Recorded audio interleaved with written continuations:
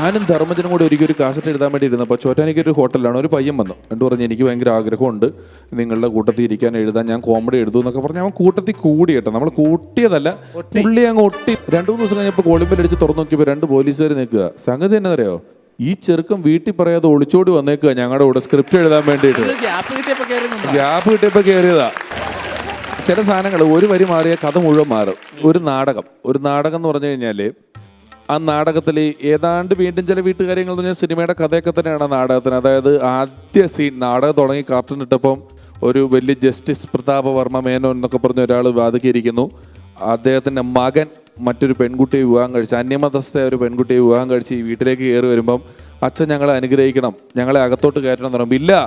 നീ കടക്ക് പുറത്ത് എന്ന് പറഞ്ഞ് അയാളെ ഇറക്കി വിട്ടിട്ട് ഇവനും ആ പെണ്ണും കൂടെ ജീവിതത്തിൽ വിജയം നേടി 2 മണിക്കൂറുടെ നാടകം തീരുമ്പോൾ അയാൾ ആ വീട്ടിലേക്ക് സ്വീകരിക്കുന്നതായിരുന്നു ഈ നാടകം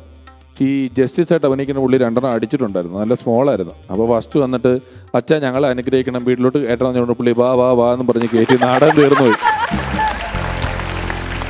മൊത്തം 5 മിനിറ്റ് കൊണ്ട് നാടകം തീർന്നുപോയി എന്നിട്ട് 2ാമത് അനൗൺസ് ചെയ്തിട്ട് തുടങ്ങുക ഇത്